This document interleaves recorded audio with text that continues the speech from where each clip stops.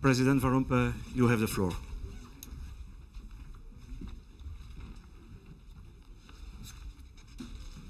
Mr. President of the Republic of South Africa, Mr. President of the European Commission, ladies and gentlemen, I am very pleased to welcome President Zuma in Brussels for our third summit with South Africa.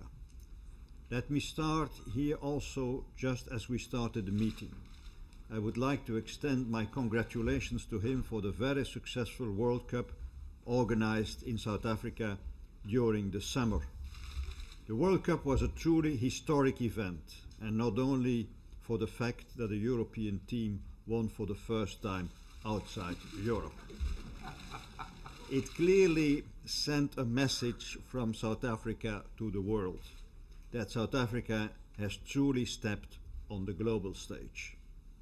It has become somewhat a commonplace to say this was our first summit after the entry into force of the Lisbon Treaty.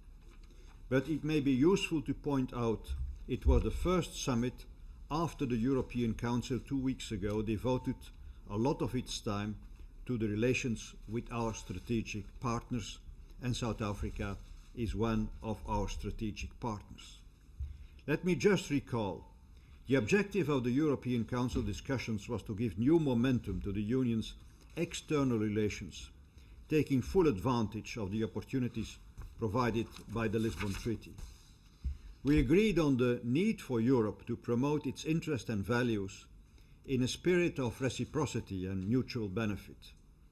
The European Union's strategic partnerships with key players in the world, such as South Africa, provide a useful instrument for pursuing these objectives and interests. It was in this spirit that we worked on a very rich agenda today, stretching from global issues to regional topics to our bilateral strategic partnership. On the theme of global governance, I assured President Zuma of our firmly rooted commitment to effective multilateralism, especially the role of the United Nations, universal values, and an open world economy.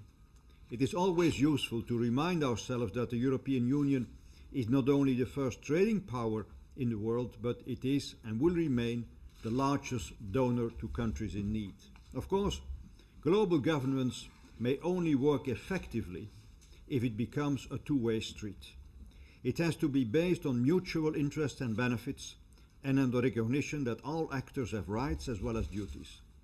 The full participation of emerging economies in the international system should allow its benefit to be spread in a balanced manner and its responsibilities to be shared evenly. I also confirmed President Zuma that the EU is committed to making the G20 summit in Seoul a success. We share an interest in ensuring the global recovery and implementing the G20 framework for strong, balanced and sustainable growth. The meeting in Seoul should bring agreement on the governance reform of the International Monetary Fund. We need to maintain the momentum on financial regulatory reform as well. I also expressed my appreciation to President Zuma for the work South Africa has done with regards to energy and development issues in the G20 context. As far as regional issues are concerned, I would like to point to the upcoming third EU-Africa summit in November. EU-Africa relations have taken on a new dynamic in recent years. This summit will give us a further opportunity to pursue together with our African partners the objectives of economic development, good governance, transparency and accountability, also in the context of the joint EU-Africa strategy. We hope for a result-oriented and well-attended summit with concrete deliverables, and this requires careful preparation and efforts from both sides. We very much count on South Africa's leadership's role in the preparatory process. We reaffirmed that the fight against impunity must be a common endeavor, anchored in our common values, and in this context I confirm the emphasis the European Union attaches to the independence and integrity of the International Criminal Court and all of its organs. It is the literary text of our joint declaration. Finally, I would like to say a few words on our discussions on the situation in Sudan. In Sudan, the transition enters its crucial phase. The high-level meeting of the 21st of September in New York was encouraging. However, and given the little progress on the ground, we have to maintain the momentum.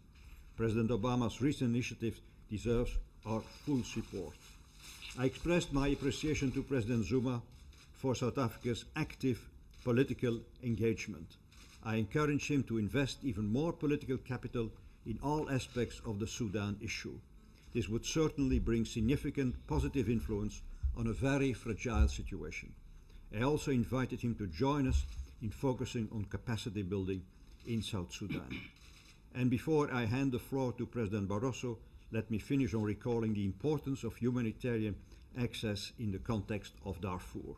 We are looking forward to see the government of Sudan engaging in recommendations made by the African Union high-level panel on Darfur. Thank you, Mr. President of the Commission.